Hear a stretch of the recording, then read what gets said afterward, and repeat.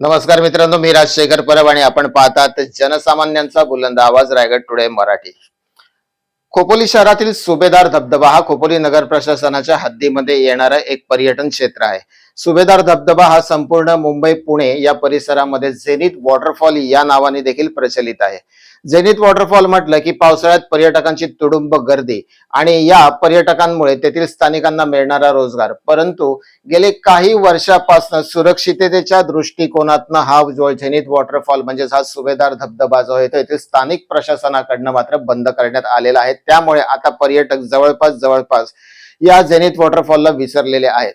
मागील वर्षामध्ये आमदार महेंद्र थोरवे यांनी सर्व कालापूर कर्जत मतदारसंघामधली पर्यटन स्थळ सुरू करावी असे आदेश देखील दिले होते. त्यानंतर हा झेनिथ वॉटरफॉल पर्यटकांसाठी खुला देखील करण्यात आला, परंतु खास काही असा परिणाम येथे जाणवला नाही. पर्यटक कारण आता या पर्यटन स्थळाला विसरलेले आहेत. त्याचं कारण असं आहे की प्रशासनानं, इथल्या स्थानिक प्रशासनानं हे पर्यटन स्थळ का बंद केलं. ज्या ज्या वेळेला अतिवृष्टी होते त्या वेळेला पाण्याचा प्रवाह एवढा असतो आणि या पाण्याच्या प्रवाहामुळे अनेक अपघात येथे घडलेले आहेत. अनेक पर्यटक जे ते पाण्यामधनं वाहून गेलेले आहेत आणि दुर्घटना घडलेल्या आहेत. आणि याच सुरक्षिततेच्या दृष्टिकोनातनं हा झेनिथ वॉटरफॉल जो आहे तो पर्यटकांसाठी बंद करण्यात आला होता.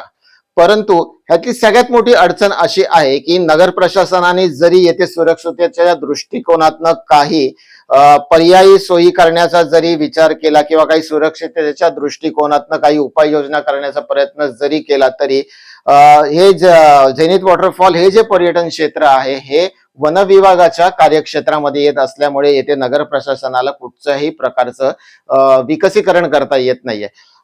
जसं की आपल्याला माहिती असेल, नुकत्याच खोपोली नगर परिषदेच्या निवडणुका संपन्न झालेल्या आहेत आणि सुरुवातीपासून प्रभाग क्रमांक 3 चे नगरसेवक अनिल पुंडलिक सानप हे अगदी निवडणुकीच्या आधीपासून एक गोष्ट त्यांच्या मॅनिफेस्टोमध्ये सातत्याने सांगत होते की माझं ड्रीम प्रोजेक्ट जर कुठचं आहे तर येथील झेनिथ वॉटरफॉल येथे सुरक्षिततेच्या दृष्टीने उपाययोजना करणं आणि ते पर्यटकांसाठी पुन्हा एकदा खुलं करणं हे माझं ड्रीम प्रोजेक्ट आहे आणि हे मी निवडून आल्यानंतर 100% या गोष्टीवरती काम करणार आहे. आणि नुकतंच अनिल पुंडलिक सानप यांनी खोपोली नगर परिषदेच्या सार्वजनिक बांधकाम विभागाच्या सभापती पदाचा पदभार स्वीकारलेला आहे आणि हा पदभार स्वीकारल्यापासून ते याच त्यांच्या ड्रीम प्रोजेक्टच्या कामामागे लागलेले आहेत.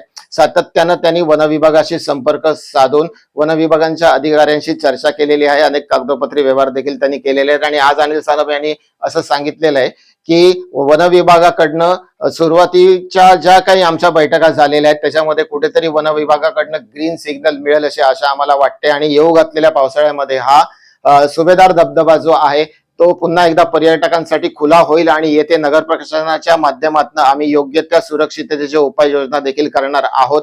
त्याचबरोबर इतरही सुखसोयी ज्या पर्यटकांना लागतात त्याच्यावरही आम्ही काम करणार आहोत असं आज बोलताना अनिल सानप यांनी सांगितलेलं आहे. आणि मित्रांनो, आज एक तुम्हाला जाता जाता आवर्जून एक गोष्ट सांगतो की ज्याला आपण झेनिथ वॉटरफॉल म्हणतो, हा शब्द जरी प्रचलित असला तरी महाराष्ट्रातले प्रसिद्ध लेखक र.वा. दिघे यांनी याला सह्याद्रीचा सुभेदार असं नाव दिलेलं आहे आणि तेव्हापासून हा धबधबा जो सुभेदार धबधबा म्हणून ओळखला जातो आणि हा सुभेदार धबधबा आपल्या खोपोलीची ओळख आहे.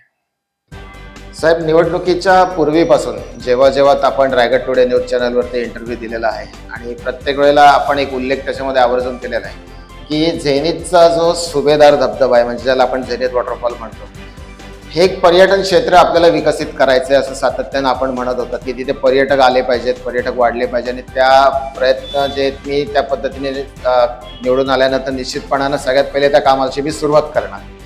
आणि आज आपण कालपासून त्या कामाच्या मागे लागलेला आहात म्हणजे 1-2 दिवसापासून आणि आज आपल्याला एक बऱ्यापैकी यश मिळालेलं आहे. वन विभागाकडनं आपल्याला एक पॉझिटिव्ह उत्तर आलेलं आहे. आपण काय सांगाल या संदर्भात? नक्कीच. सर्वप्रथम मी आपल्याला नमस्कार करतो. साहेब, आपण निवडणुकीत जे कव्हरेज करत होतो त्यावेळेला मी जे बोललो होतो माझा ड्रीम प्रोजेक्ट, त्याबाबत तर मी बोलणारच आहे. पण सर्वप्रथम मी तुम्हाला हे ज्ञात करून देतो की आपण जेव्हा बोललो, निवडणुकीपूर्वी पण बोललो, त्यानंतर निवडून आल्यानंतर नगरसेवक म्हणून पण बोललो, परंतु आजच्या दिवशी मी ॲज अ सार्वजनिक बांधकाम सभापती म्हणून इथं तुमच्याशी बोलत आहे. त्या म्हणजे आमच्या कार्यसम्राट आमदार माननीय महेंद्र थोरवे साहेबांचा जो आशीर्वाद आहे, कारण त्यांनी माझ्या काम करण्याची तळमळ पाहता मला हे राहतं ही जबाबदारी मोठ्या जिकरीने सोपवलेली आहे आणि मी तिला न्याय देण्याचा प्रयत्न करणार आहे.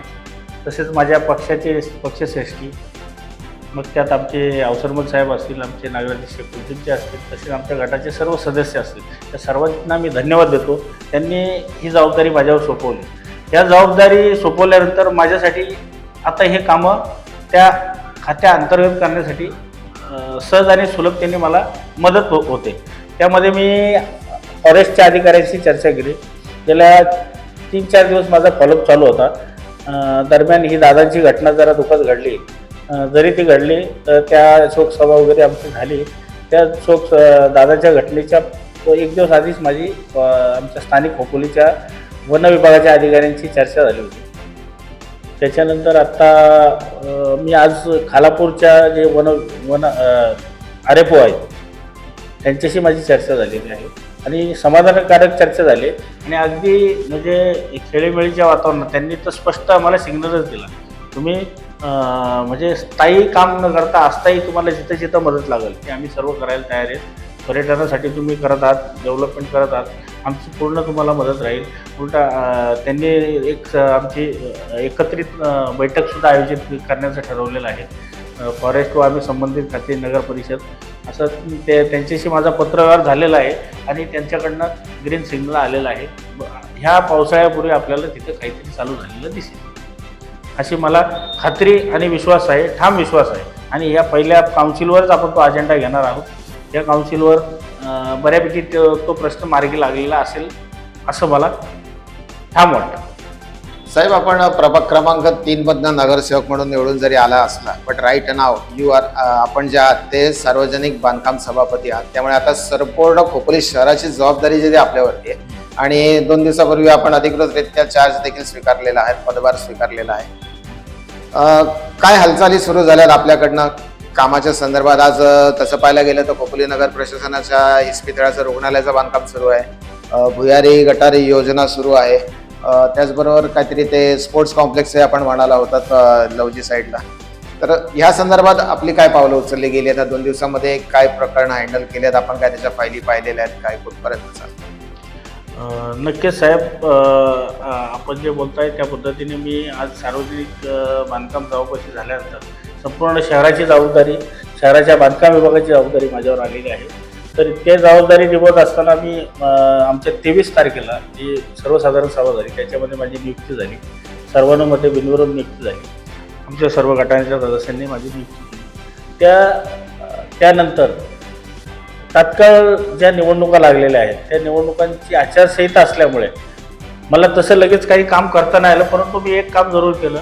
बऱ्यापैकी त्याची माहिती घेतली बऱ्याच विषयाची, जी शहरात जी कामं चालू आहेत, मोठी कामं आहेत, रखडलेली कामं आहेत, प्रलंबित कामं आहेत, त्या बाबतीत माहिती घेतली.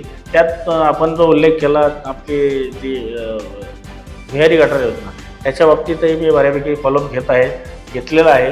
त्याच्यानंतर महत्त्वाचा जो आणि अस्मितेचा प्रश्न फाट्यावर जो आपला शिवसृष्टीचा आहे तो बऱ्याच दिवसापासून प्रलंबित आहे. काम ते आता मार्गी लागलेलं आहे. मी आणि नगराध्यक्ष साहेबांच्या सोबत गेलो होतो आणि त्यावेळेला त्याचा पाहणी केलेली. नगराध्यक्ष साहेब स्वतः फॉलोअप घेत आहेत त्याचा. दुसरा आपला जो नियोजित एक अद्ययावत क्रीडांगण म्हणजे स्पोर्ट्स कॉम्प्लेक्स त्यासाठी सुद्धा आमचे नगराध्यक्ष साहेब आग्रही आहेत आणि मी सुद्धा आग्रही आहे.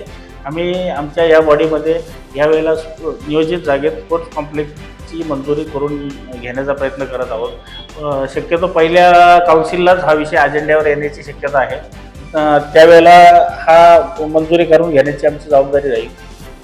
त्याच्यानंतर मी आत्ता जो सांगितला माझा ड्रीम प्रोजेक्ट तोही आहे, जो सुभेदार धबधबा आपला झिनीचा वॉटरफॉल त्याच्या बाबतीतलं फॉलोअप चालू झालेला आहे. त्याच्यानंतर ज्या शाळा बंद पडलेल्या आहेत, ज्या डिमोलिशनच्या डिमोलिशन करण्यासाठी शाळा क्रमांक 3 होती, तर तिच्या बाबतीतही मी बऱ्यापैकी चर्चा झालेली माझी शिक्षण विभाग व बांधकाम विभागाची. तर त्याचाही फॉलोअप मी घेत आहे. तसंच 9 नंबरला लवजीची एक शाळा त्या शाळेचा सुद्धा माझा फॉलोअप चालू आहे. परवाच वर्धमान नगरची लोक येऊन गेली माझ्याकडे. त्यांच्या काही तक्रारी होत्या, बऱ्याच जुन्या तक्रारी आहेत. तर त्या तक्रारींचाही मी जाऊन स्पॉटवर अधिकाऱ्यांसह जाऊन पाहणी केली. असे बऱ्याच ठिकाणी स्पॉटवर जाऊन पाहणी केली मी. तर त्यातनं बऱ्यापैकी आपण मार्ग काढतोय, नागरिकांच्या समस्या सोडवण्याचा प्रयत्न करतोय. तसे आम्हाला आता निवडून येऊन 1 महिना झाला, तर आपल्याकडे काही 2 घटना अघटित घडल्या. जसे आपल्या मंगेश अप्पांची एक घटना झाली, त्यानंतर आता दादांची झाली. त्यात पुन्हा निवडणुकीचं वातावरण आहे. तिकडे सर्व अधिकारी आमचे जे महत्त्वाचे अधिकारी सर्व तिथे कामात बिझी असल्यामुळे तात्काळ माहिती मिळत नाही, उपलब्ध होत नाही. त्यामुळे काम करताना थोडा अडथळा येत आहे, हे जरूर आहे. पण आमचे काम करण्याची तळमळ आमच्या नवीन बॉडीची आहे. आमचे अध्यक्षही आम्हाला पूर्ण ताकद देत आहेत, आमचे आमदार साहेबही आम्हाला ताकद देत आहेत.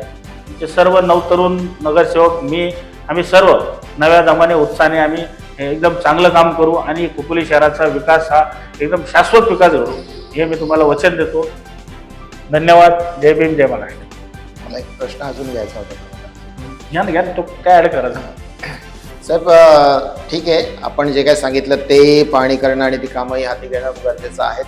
त्याचबरोबर आपल्याच प्रभागातलं एक काम आहे की जे मी तुम्हाला तुमच्या डोक्यात असेल, पण मी आज तुम्हाला आठवण करून देतो की बिहारीचा आपला जो ब्रिज आहे तो डबल ब्रिज झाला पाहिजे. तिथे फार वाहतूक कोंडी होते, तो सिंगल ब्रिज असल्या कारणाने. तर तो ब्रिज जो आहे त्याला एक तर जाणारा एक वेगळा ब्रिज करा, येणारा एक वेगळा करा, नाही तर त्याच ब्रिजला डबल करा. निश्चित साहेब, आपण खूप छान आणि चांगला मुद्दा घेतलात. हाच मुद्दा आता आम्ही जेव्हा आमदार साहेब माझ्याकडे आले होते एका कार्यक्रमासाठी, त्यावेळेला आमदार साहेबांनी मला स्पष्ट सांगितलं या ब्रिजचं काम आपल्याला अजेंड्यावर घ्यायचं आहे आणि ह्या तुमच्या नवीन बॉडीच्या कारकिर्दीत आपल्याला हा ब्रिज मोठा झालेला दिसला पाहिजे. तिथून डबल गाडी पास होत नाही. तर हा ब्रिज विहारी नदीवरील ब्रिज हा आमच्या या बॉडीत निश्चितच आपण पहिल्या मिटिंगलाच अजेंड्यावर असणार आहे आणि तो अजेंड्यावर घेऊन तो पास करून तो मार्गी लावण्याचा पण आपण प्रयत्न करणार आहोत. आणि अध्यक्षांशीही त्या बाबतीत चर्चा झालेली आहे, संबंधित अधिकाऱ्यांशीही त्याबाबत चर्चा झालेली आहे. त्यामुळे तो विषय चर्चेत आलेला आहे. काही वेळा अधिकाऱ्यांची फोनवर बोलून सांगण्यात आलेलं आहे जिथं शक्य आहे तिथं. आणि तिथं त्याचे जे डॉक्युमेंटरी आहे त्या डॉक्युमेंटरीवर अभ्यास चालू झालेला आहे. जे स्टाफ आम्हाला उपलब्ध आहे त्यांना हाताशी घेऊन मी ते काम करण्याचा प्रयत्न करत आहे. ठीक आहे साहेब, धन्यवाद आणि पुढील वाटचालीसाठी आपल्याला खूप खूप शुभेच्छा. धन्यवाद. जय भीम, जय महाराष्ट्र.